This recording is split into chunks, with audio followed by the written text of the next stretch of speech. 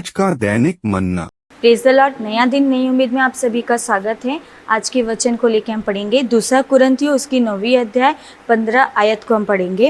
Hallelujah. परमेश्वर का उसकी उस दान के लिए जो वर्णन से बाहर है, धन्यवाद हो। हालेलुया। परमेश्वर इस वचन में ये कहता है कि परमेश्वर ने जो हमें एक जीवन दिया, जब हम पाप थे, गुनाहों में फंसे हुए थे, इस संसार के अभिलाषाओं में फंसे हुए थे, या हालेलुया किसी चीज़ में फंसे हुए थे जहाँ से हमारा निकलना मुश्किल ही था। हम लोगों पर भरोसा रखे थे कि शायद कोई हमारे लिए कुछ करे, लेकिन नहीं, वैसा नहीं हुआ। लेकिन परमेश्वर का जो बड़ा अनुग्रह हम पर हुआ कि हम आज जीवित हैं, और अभी तक परमेश्वर की उस बड़ी दया से हम सही सलामत है। जो परमेश्वर हमारे लिए दिन प्रतिदिन इतने हमारे लिए कार्य कर रहा है, उसके लिए परमेश्वर का हर पल हर समय धन्यवाद कहना चाहिए। इस पूरे अध्याय में हम देखेंगे तो परमेश्वर के दान के बारे में ही लिखा गया है। परमेश्वर ने इसमें हालेलुया 2 प्रकार के दान दिए जो हम परमेश्वर को देते हैं, जैसे अपनी कमाई से या कुछ हमने मन्नत मांगी है परमेश्वर के लिए, वो करना है, वो एक है।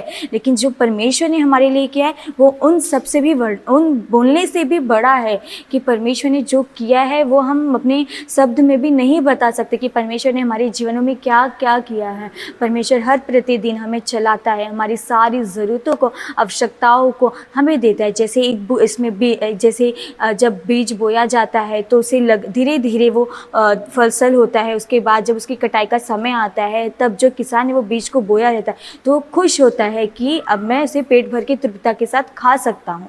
उस पर वो अपने धीरे धीरे वो सब कुछ करता है। उसी तरह परमेश्वर जो हमें अभी तक संभालते आया है, और परमेश्वर का जो आगे परमेश्वर ने हमें कहा है कि हालेलुया मैंने जो काम तुम्हारे लिए छोड़ के गया है वो है सुसमाचार लोगों को बताना। हम आज सही अच्छे से हैं, सही सलामत हैं, हालेलुया हर जगह पे आते जाते अपने काम को प्रतिदिन करते रहे, परमेश्वर को धन्यवाद तो करें, लेकिन क्या हम परमेश्वर ने जो हमें वो काम कहा है सुसमाचार लोगों को बताना, वो बता रहे या नहीं।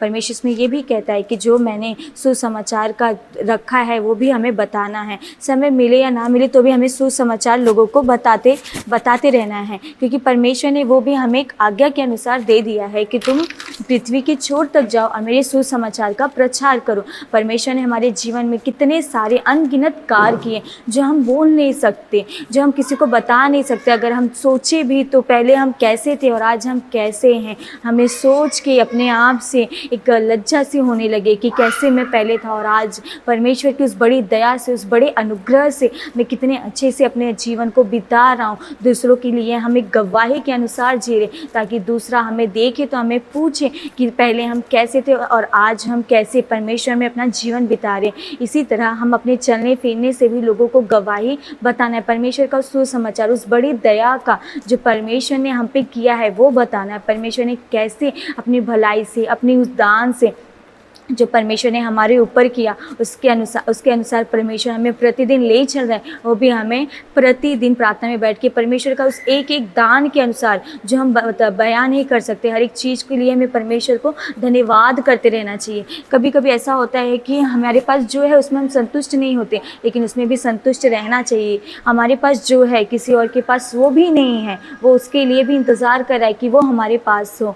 इसीलिए जो कुछ भी परमेश्वर ने हमें दिया है वो सबसे उत्तम है। ये सोच के हमें परमेश्वर की उस एक एक चीज़ के लिए हमेशा धन्यवाद करते रहना चाहिए, क्योंकि परमेश्वर ने जो दिया है वो सबसे अच्छा है, वो वर्णन करने से भी बाहर है। परमेश्वर का वो दान, वो अनुग्रह हमारे लिए काफ़ी है कि हम जीवित हैं और हालेलुया एक अच्छा जीवन जी रहे हैं। इसके लिए परमेश्वर का हमें हमेशा धन्यवाद करते रहना चाहिए। हालेलुया। हम प्रार्थना करेंगे।